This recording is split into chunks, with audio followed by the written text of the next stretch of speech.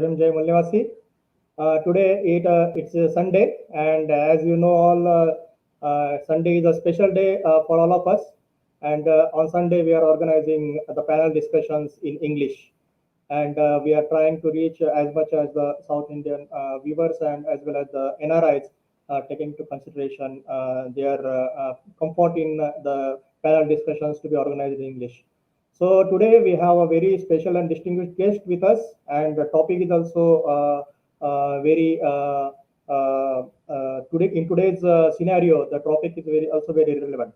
So I request all the viewers of MNT to share this video on Facebook and YouTube, and particularly the people, the viewers who are watching on Facebook.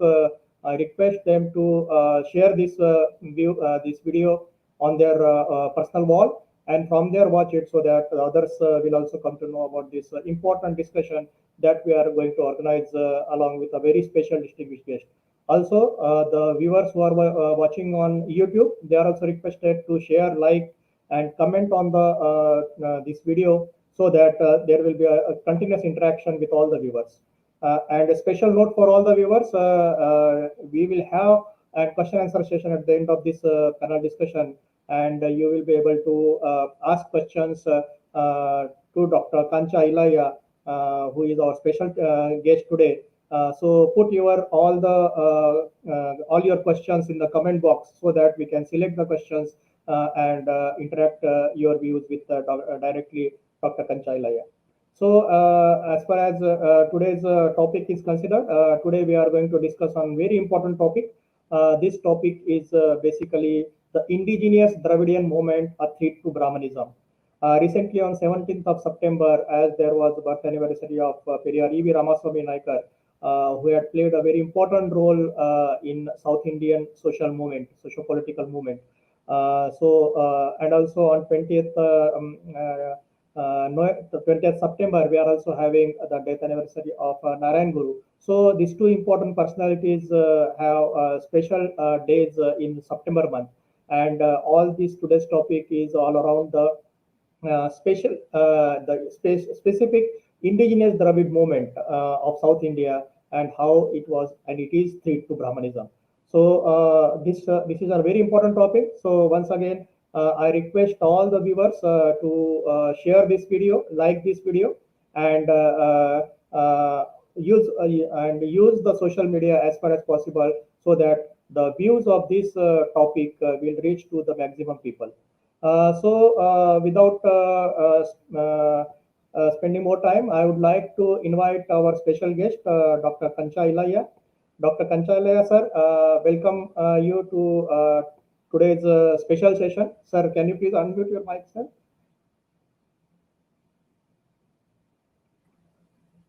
Yes. Yeah, welcome, sir. Welcome, sir, to MNT News Network.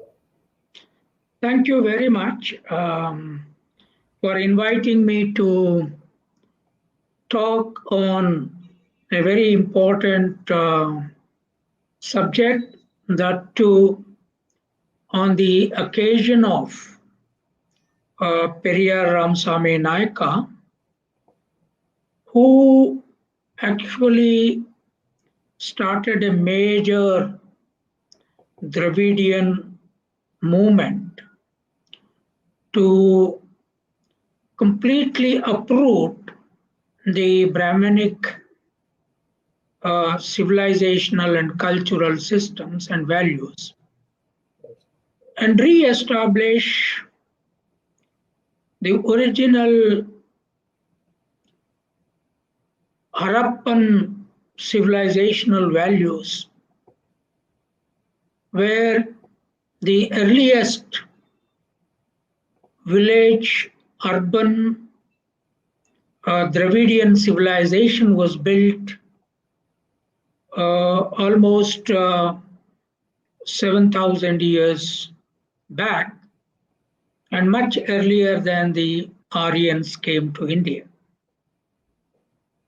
Now, why Periyar Ramaswamy started a movement called Dravidian movement? What did it actually do in the in the Madras province during the British regime, starting from 1915, 1920, and then he died in 1972. Periyar lived a long life of almost 97 years. He was born in 1887 and died in 1972. Now, when the British established its East India Company and thereafter the British Crown administration after 1857, and then established a central government in Delhi after shifting from the provincial administrations from Madras province, Calcutta province, and Bombay province to Delhi. Much before what we call the Nationalist Movement, the Congress party formation and the Nationalist Movement started, in several parts of India, Adivasis and the Shudra kings who were ruling in different parts as princes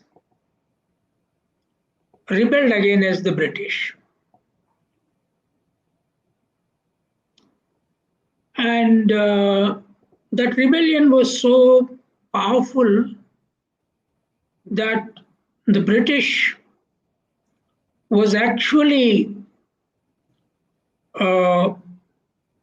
afraid of them, and they made friendly alliance with the Brahmins, the Baniyas, the Kayasthas, Khatris, and Kshatriyas.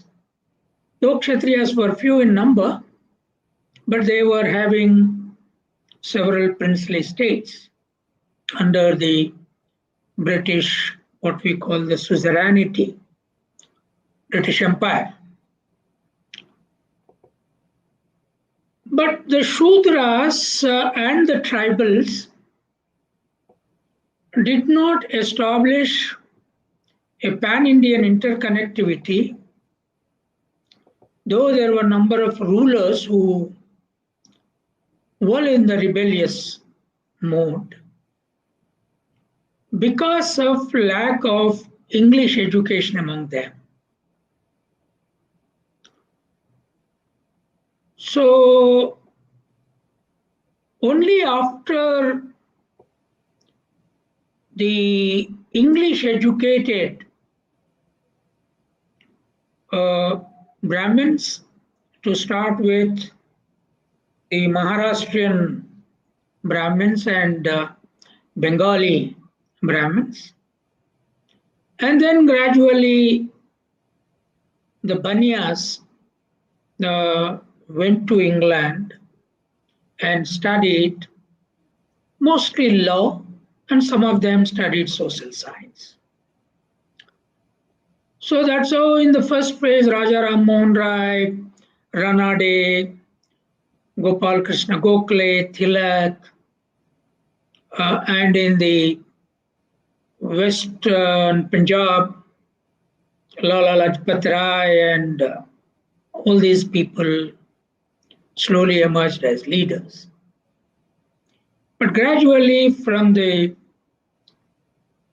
Baniya mill owners and rich industrialists community, Mahatma Gandhi emerged. And then with the connection of the English-speaking British university-educated intellectuals, the Indian National Congress took the advantage and then became the leader of the freedom struggle. In that, there were not many Shudra highly educated leaders. The British London-based educated leaders were not there, except Sardar Patel. And much later, Ambedkar from the Dalit background entered. And we know what he did later on. But even from the Shudra kings, there were not educated people. Shudra Jamindars were there. They did not educate in English. So only two spots there were anti-British and anti-Brahminic movements emerged. One was again in Maharashtra around Pune center, and also even in Kolhapur region, where Shahu Maharaj, the Shivaji dynasty, which is a Shudra dynasty that ruled. So Mahatma Phule emerged as a modern English educated Shudra intellectual, though only up to a grade of 7th class in the Scottish school. He became a philosophical intellectual and wrote Gulamgiri and then many other plays. And then he educated his own wife, Savitri Bai, and both of them led a massive anti-Brahmin Shudra identity movement with coining definite philosophical terminology, Shudra, Atishudra, and then reviewing the whole history, including the Vedas and Ramayana, Mahabharata, and so on. He critiqued. So he left us a concrete literature, mostly in Marathi, but later now it is available in English. Right. The other movement was in the Madras province around Tamil Nadu and Andhra Pradesh and parts of Karnataka, that link where Shudra agrarian communities became very conscious. Some of them got educated at least school level, and then some of them to university level. Because one of the earliest Vice Chancellors of Andhra, first Vice Chancellor of Andhra University was a Reddy, a Shudra, from a landlord family. So it is from this base Periyar Ramaswamy emerged. He is originally a Kannada Shudra person, and then they came and settled on the borders of Tamil Nadu called Erode. So his full name was, his village name Erode Venkat Ramaswamy, E.V. Ramaswamy. So he entered into Congress movement as a Hindu Shudra. He was a very devout idol worshipper and went to Banaras. There he realized there is absolutely mischief and then Brahmin control without any divine values there. So he starved, he was kicked out. As a Shudra, he was not allowed into chowdhuries and so on. So he came back. He joined the Congress, but he found the Brahmin leadership in Madras province was very strong under C. Rajgopalachari, Patabi Sitaramaya, and so on. Both of these Brahmin leaders come from very rich lawyer families. Patabi Sitaramaya established what is now popularly known as Andhra Bank. Andhra Bank network is his own network.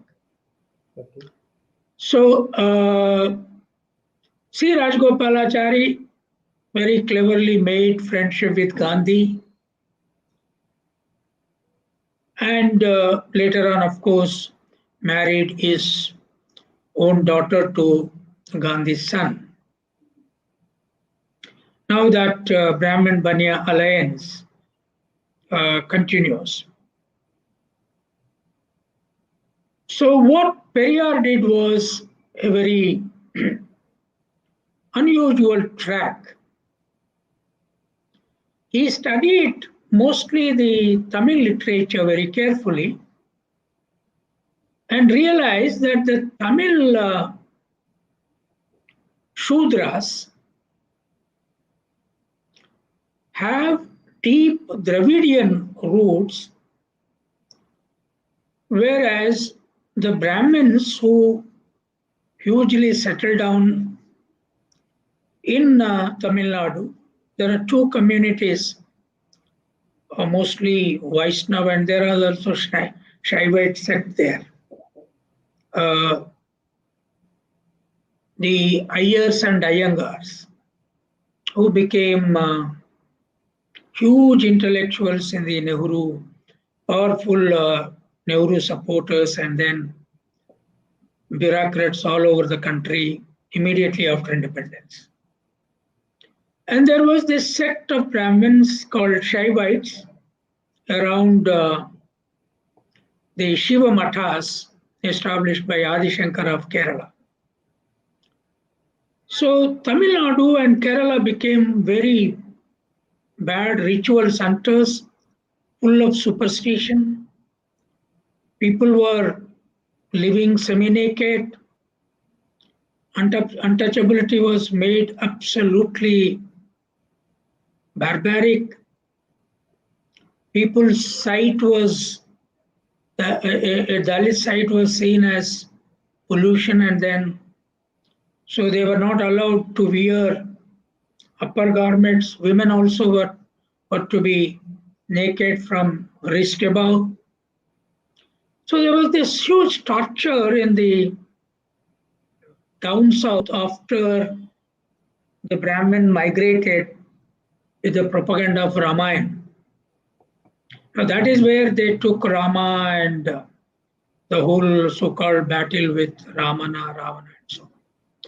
So, but what historically seems to be that the Brahmin migration from north to south happened in the process, and the color complexion of people was more clear in the southern states between the black Shudras, Dalits, and a few tribal population here and there. There was not much tribe because most of the tribes already became plain people in south because of the better agricultural relations in the villages. So the Shudras and the Dalits were very dark and black. The Brahmins were mostly fair. In certain pockets, even Brahmins were dark, but their cultural values were completely vegetarian, and fair-skinned people were available within them, whereas the rest of the people were very dark.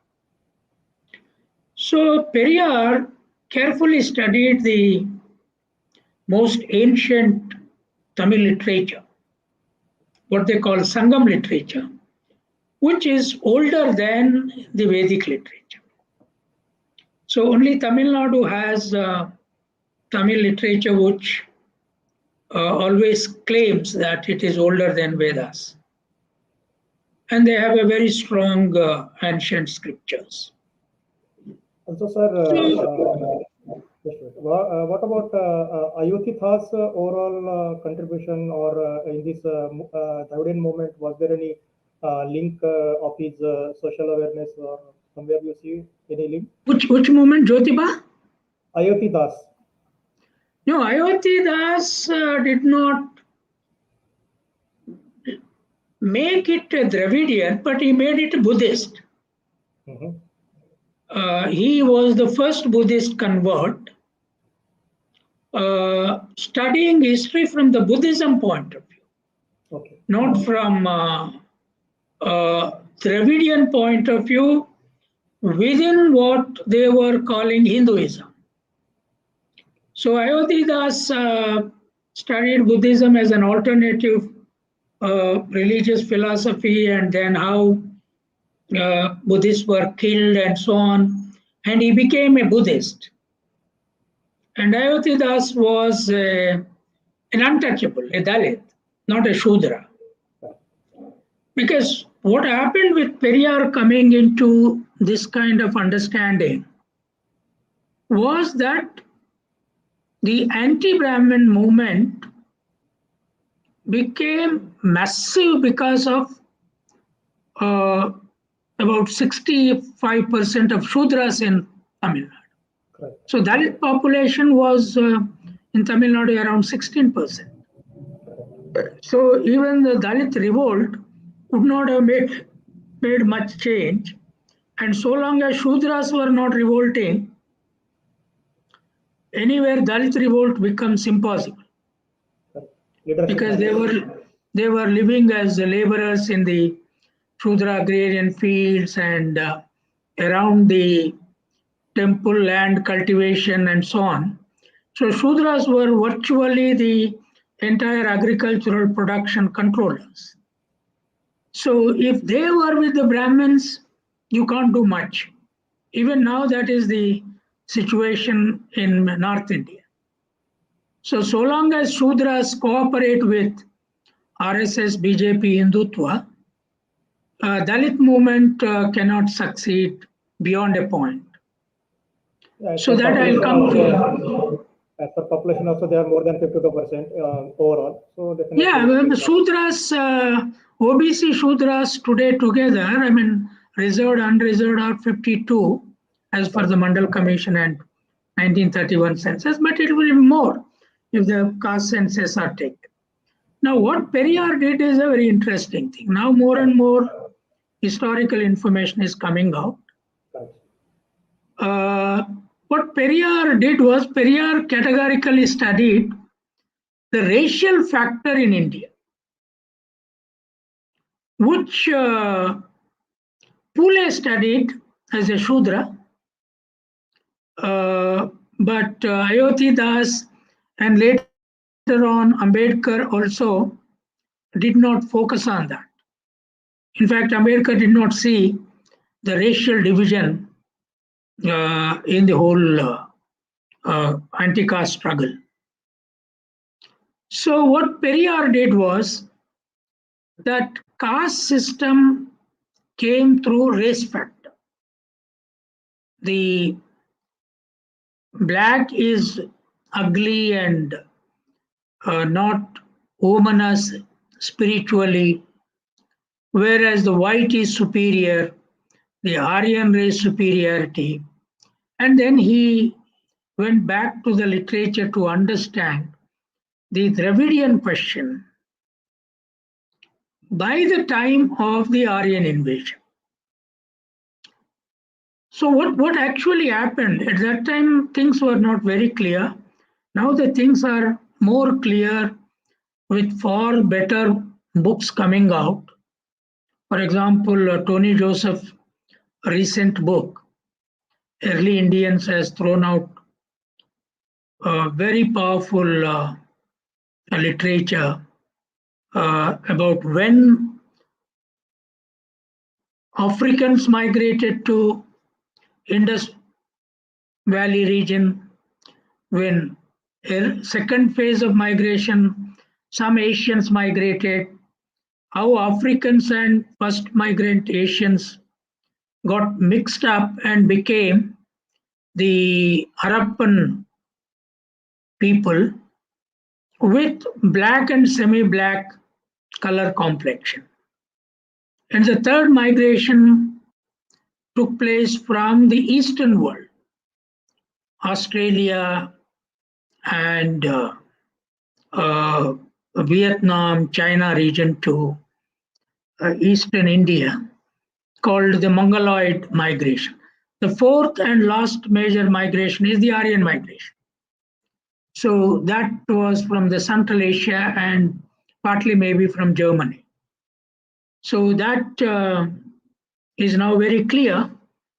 All three major migrations happened much before 1500 BC, and the Africans, Indo-Africans, Indo-First Asians, and the Mongoloids were the agrarian producers. So before Aryans came, the Africans and First Asian migrants who became almost a Dravidian race, that it is not completely African black and completely curly hair and then very wide nose. They have come out of the chimpanzee features and then became a mixed race. But they were the ones who domesticated all our animals, including buffalo, and then bronze they discovered, agricultural tools they constructed, spade and even plow they worked out, and then village economies were built, surplus were generated, and out of the combination of villages, 4 or 5 major cities they built by 3000 BC, 3500, 3000 between that period, 1500 years before the Aryans came. Now that was the greatest world-class civilization with international linkage, and all of them were black. All of them were Dravidian by race. And after the Aryan migration, they came with the iron and horse and war weapons. Not Aryans never knew production technology, but they knew only war weapons. So before that, there were some natural calamities. The Harappan civilization suffered somewhat, but once Aryans came, they seem to have burned the villages and destroyed cities. And then as they were burning and destroying villages and cities, the entire Harappan population migrated via Maharashtra, Karnataka, along with the Krishna basin and Godavari basin to South India. That is all. As the civilization was facing crisis there, even before Aryans came, the migrations through the river channels happened to the south, and most of the Indo-Africans and Indo-Early Asians migrated to the south. And that's how the southern cattle economy, sheep, goat, and better agriculture, and the entire Harappan language group migrated to the southern languages. That is Tamil, Kannada, Telugu, Malayalam, or original Harappan language family. So then Aryans came and destroyed. They worshipped Brahma, Indira, Agni, Vayu, because they were burning villages and cities. So they took the whole economy of North India to pastoral background, backwardness, and divided the defeated people and the migrant Aryans into 4 varnas.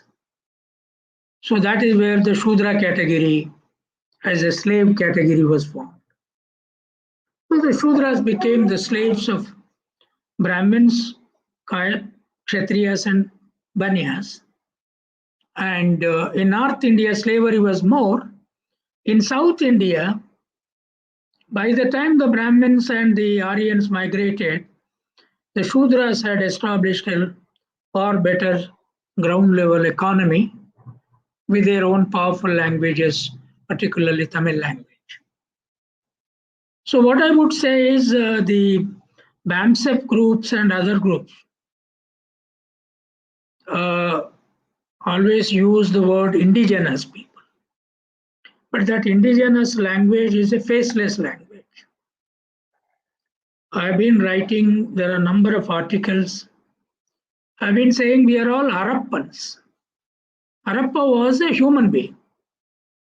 Because in Karnataka, Andhra Pradesh, Tamil Nadu, there are many Appa names. Appa means father.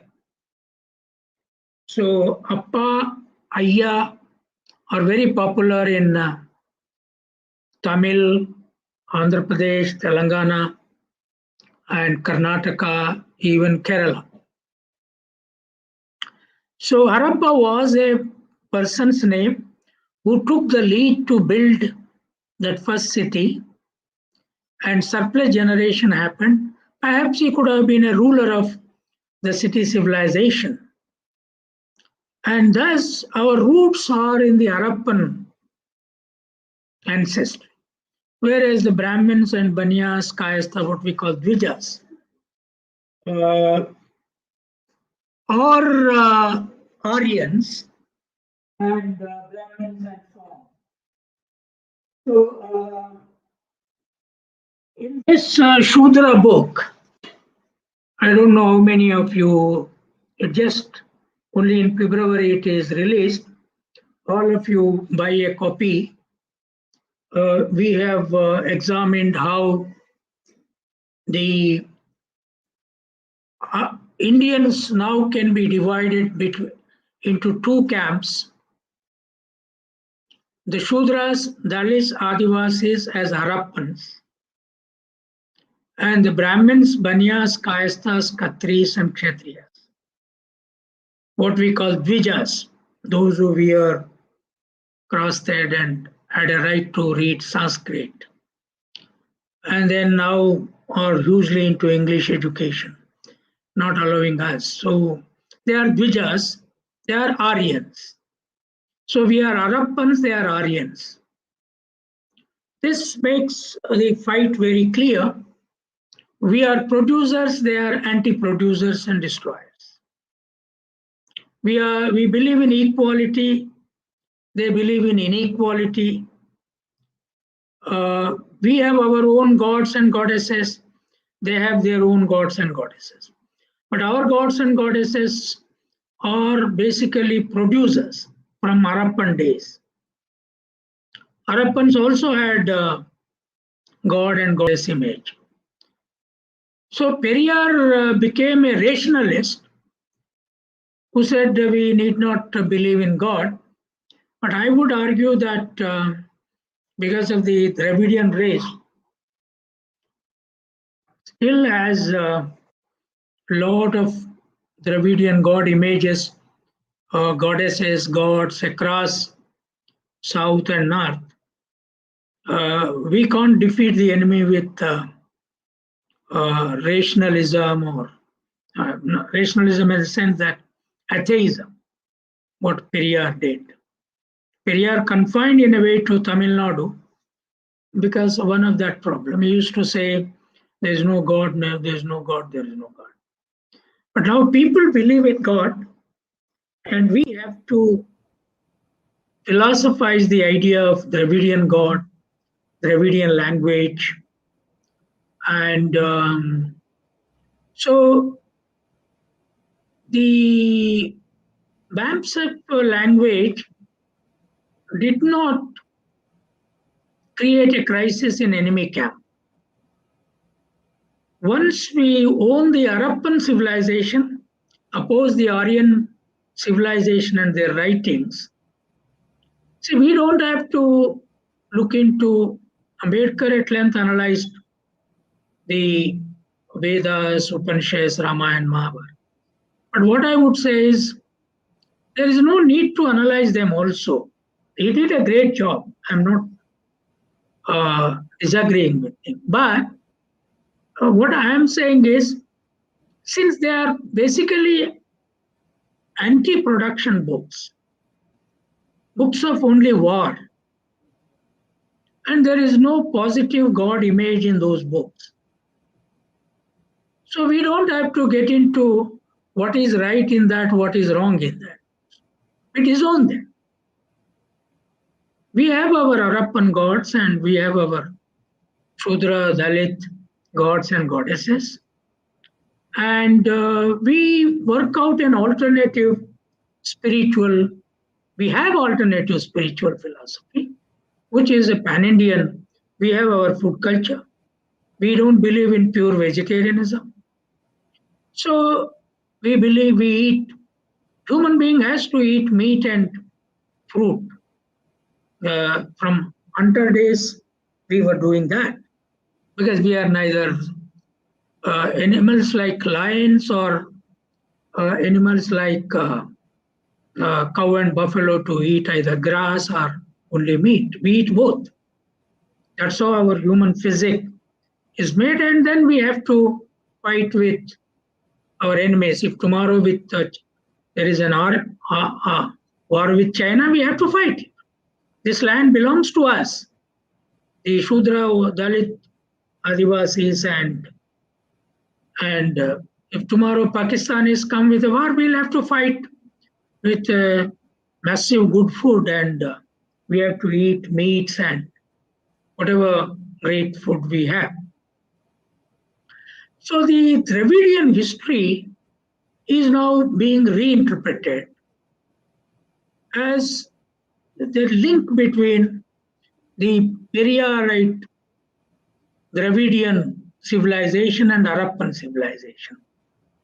And in between came the Aryan Vedic casteist civilization. We don't believe in Varna Dharma. We believe in all human equality before God.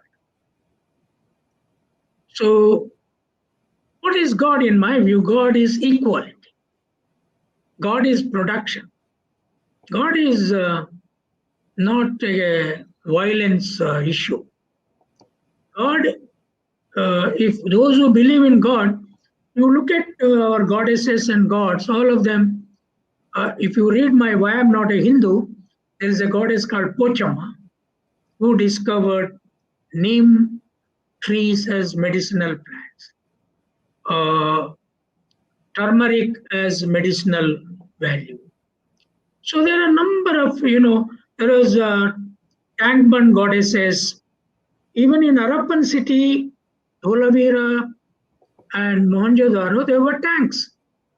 And the first tanks were built by our women. Therefore, they became tank goddesses. And we have made first brick in the world. Harappa city was built with brick, not with mud. So we have to study our technology from village to Harappa. And there is no technology in Vedas. There is no bricking, there is no wood crafting, there is no iron smithing.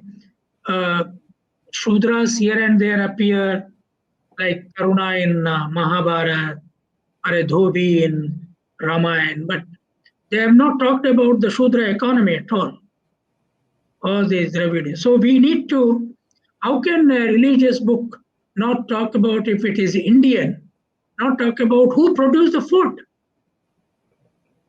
How did people live? Did people live only with war? After war, what do they eat?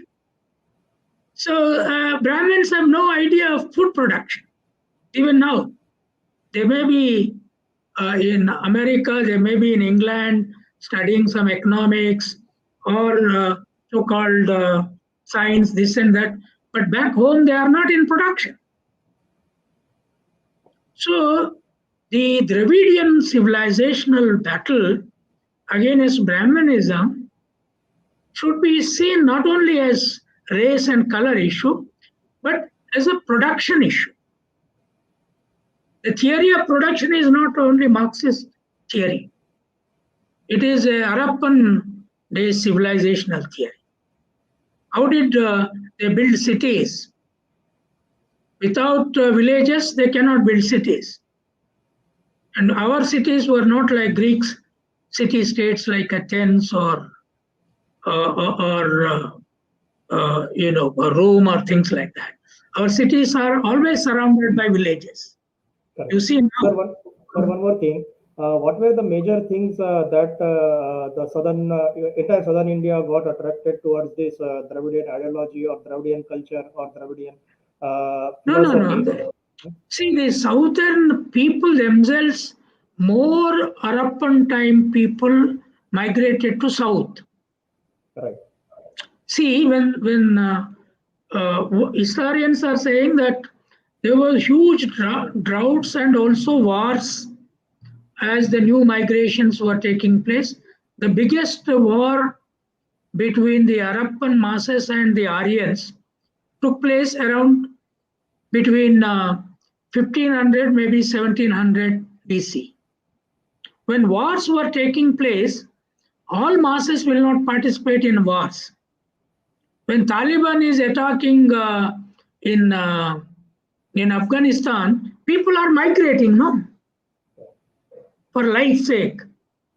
They are migrating, crossing the borders by walk. They are migrating by buses. They are migrating by flights. They caught hold of a flight and went away. Even they were sitting on the wings of the flight. That migration happened hugely from the present Pakistan-based Harappan city, Dholavira, Gujarat. Gujarat region is Mohenjo-daro and Dholavira. And then Pakistan border is Harappa. So all the Sindhu River basin survival base was destroying either through war or through calamities. People migrated to the south. The southern topographical environment was better for production than the northern.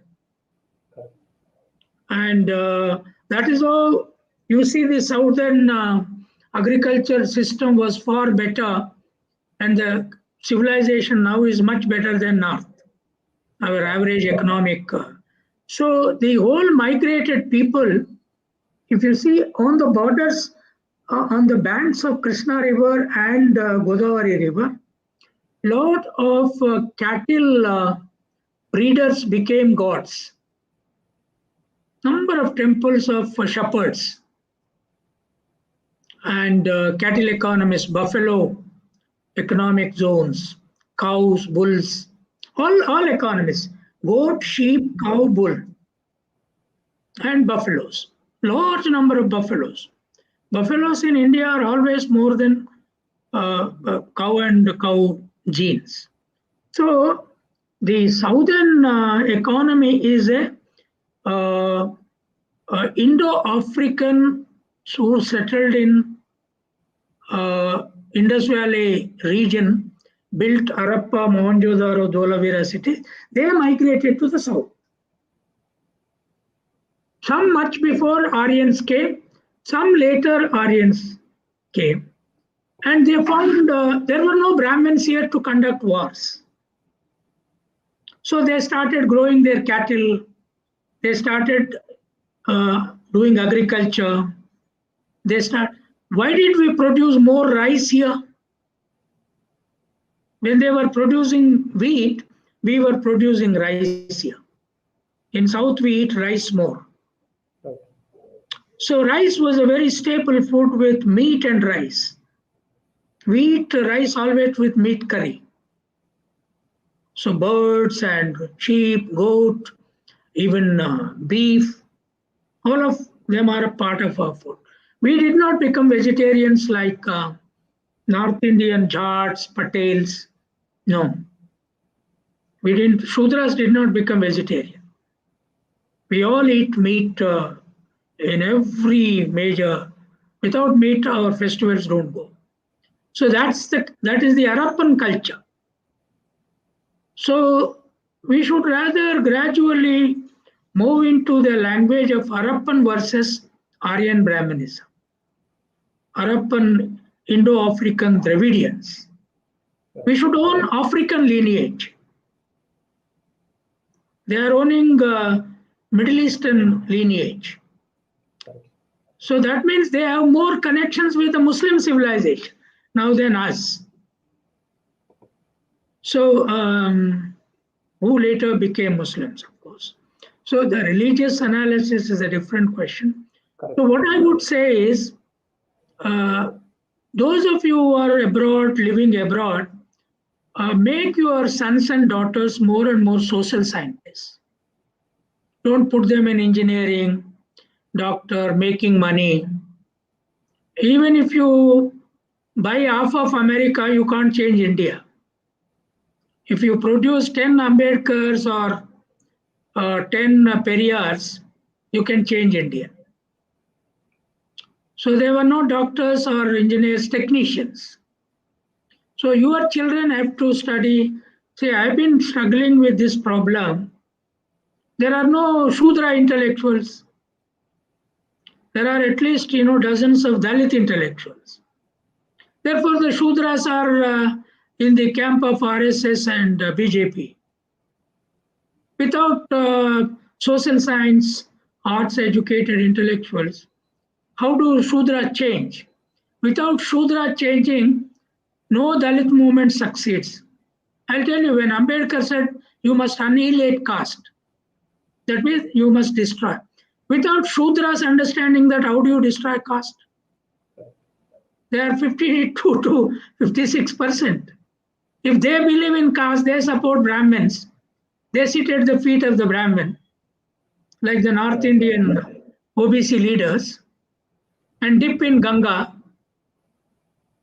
How do you abolish caste? Right, sir. Right. Because actually, leadership is the thing that matters in any movement. Because of Periyarji, there was a good leadership, and he could mobilize the entire mass in proper shape and created a threat to Brahmanism and creating a self-respect movement of his own and establishing their own in the current at that time situation. Definitely after Periyar's movement, the lacuna, or we can say the strong leadership, is still what we are waiting, or what we are looking for, or that is the need of the time, basically, so that the entire chunk can be again moved towards the self-respect movement. What do you think, sir? Yeah, you are right. I mean, see, but Periyar did, each generation does one thing. So now we need much more rigorous English educated intellectual than Periyar and Pule, and Ambedkar is an exception. Okay, you see, you are now from North India. Ashish color and my color is no different. You are as dark as Periyar was, right? So, so we are all Dravidians. Right. While being in North also you are Dravidian. While being in South I am a Dravidian. And our roots are in Africa, not in Germany or... So we are original human genetic base people. So we need to be proud about it. See, why I am writing more and more on Shudras, which my Dalit friends think that, I am trying to construct a different ideology from Dalits. But you should understand, if Shudras don't produce powerful books more and more on their own civilization and culture and link to Dalits, linked with Adivasis, go away from Brahminism, and go away from Dvijas and stop respecting them, and then start respecting our own producing. Dalits and Shudras work in the field, they are in the labor work, they are in the food production, they are in the animal economy, they are in the cattle grazing. They should come into universities, they should become global intellectuals. Even 5 crore of us become intellectuals, still 60-70 crore of our people still have to work in the fields. But Brahmins altogether are just 4-5 crores. All of them are intellectuals. All of them are there all over the world.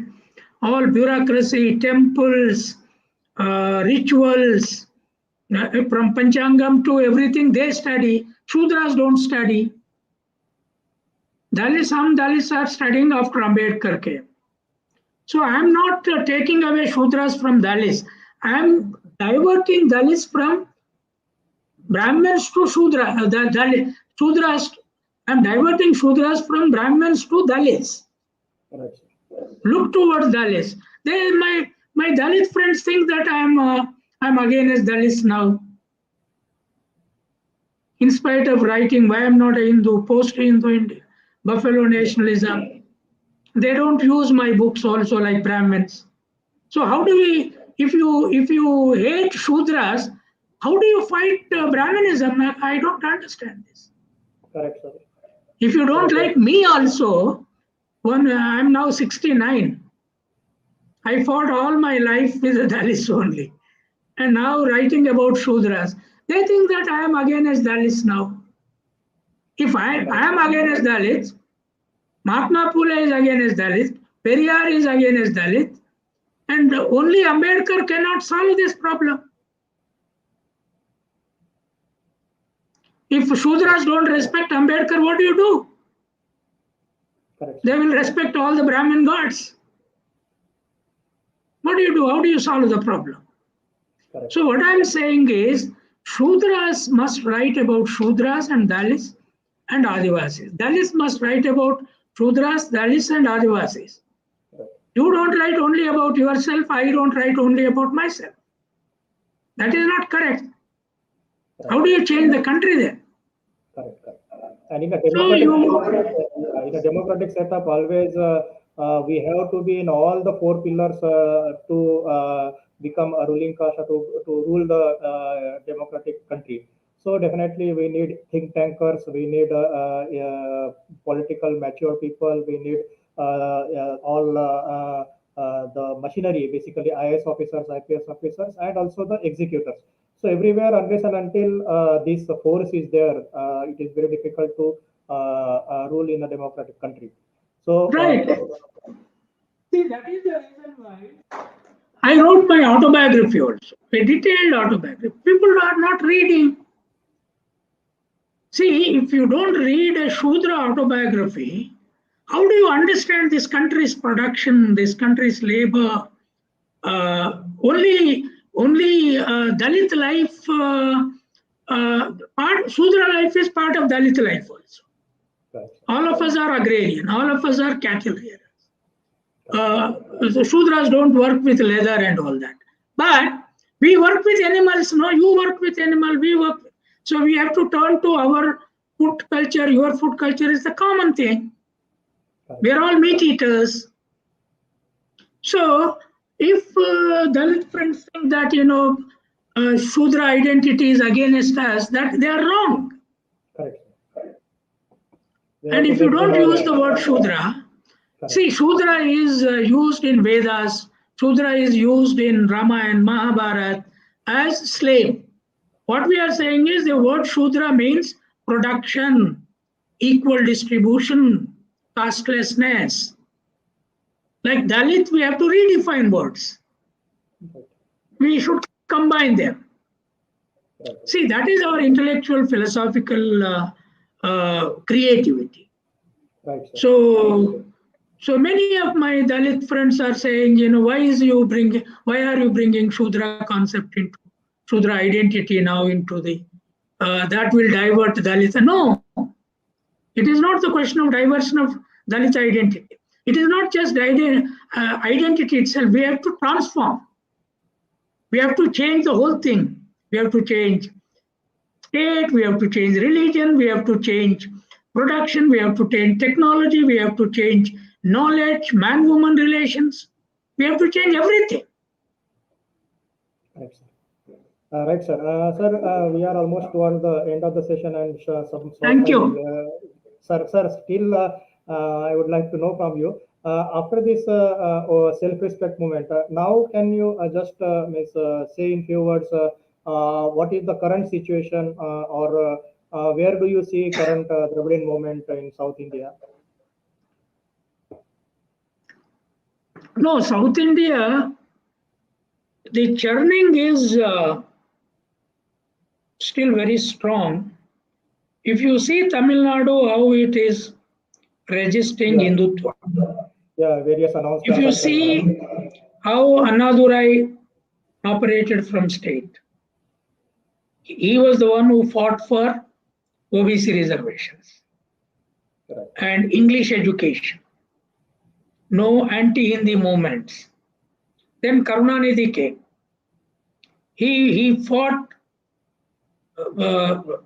relentlessly against the Hindu and the Hindi hegemony.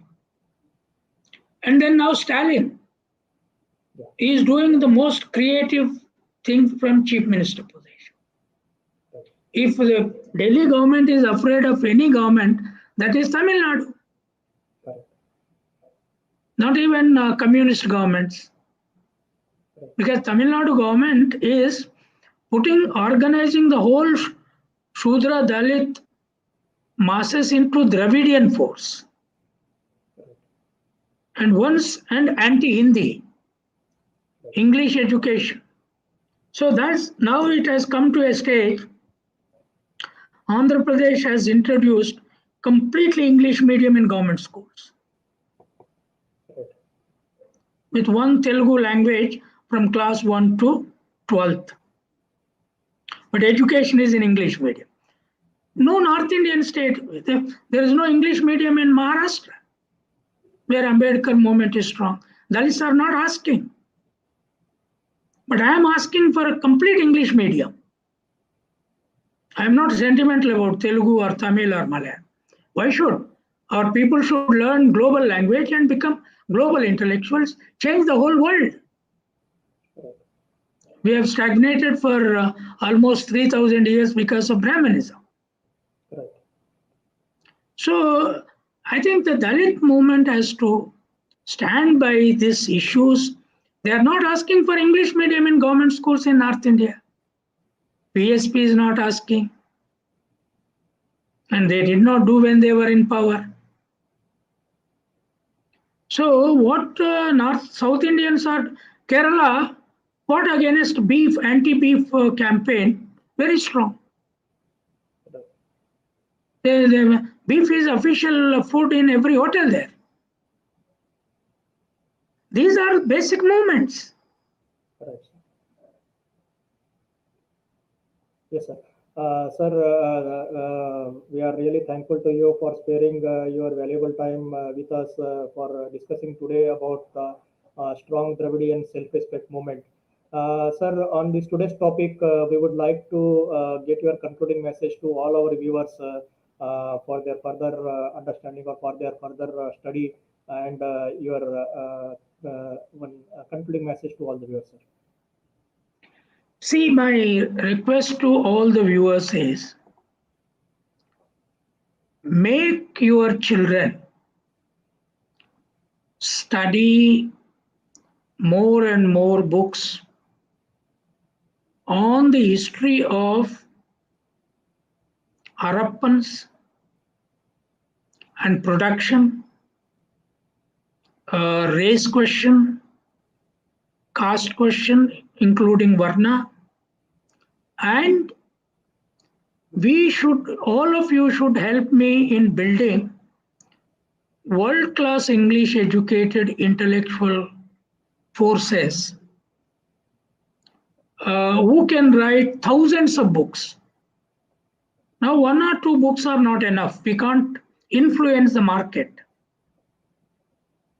So, unless our own people buy our own books, Brahmins don't buy our books. Don't forget that.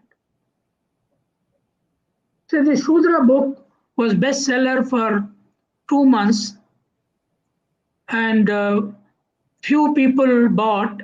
But for curiosity, more and more Dvijas bought. Hardly any Shudras bought those books. If Shudras buy at least 1% of Shudras buy the book and 0.5% of Dalits buy those books, easily 10 lakhs, 20 lakhs books will be sold. And scholarship will spread. That's not happening. So please buy the books written by contemporary scholars, written by Periyar, written by Mahatma Phule, written by Narayan Guru, and read a collective combination, and then young scholars must write again books. No book lives forever as a living leader. Contemporary books become leaders. So we have to produce food, we have to distribute equally, we have to campaign for equality as our God, and then we have to go for complete English medium education. In all government schools, demand. Nothing but English, nothing but English. 5th October is Indian English Day. That was the day in 1817 English education started in India by William Carey, a great missionary. You all celebrate that day. Some program on Indian English Day. And we specialize in English in Indian form. We create an Indian English which can become a global market here. Thank you. Thank you very much, sir. Thank you on behalf of MNT News Network.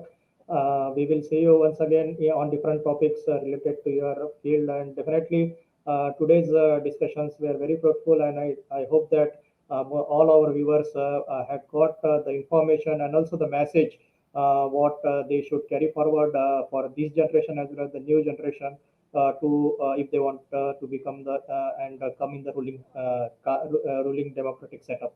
Thank you very much, sir. Jai Bhim, Jai Hind. Thank you. Thank you. Friends, this was the today's topic on which we had a very elaborate discussion on the indigenous movement and how it was a threat to Brahminism. Right now, I would like to announce for tomorrow's program. Tomorrow, as you know, every day we are organizing a 8:30 special prime time session, and tomorrow's topic is संविधान में वर्णित नीति निर्देशक तत्व और सरकारों द्वारा उसका उल्लंघन. This is the topic that tomorrow at 8:30 in the MNT prime time we are going to discuss, and this will be at 8:30, and prominent guest speakers will be there on this particular topic. So please be available tomorrow at 8:30 p.m. For this special discussion in prime time session. Thank you very much. See you once again tomorrow at 8:30.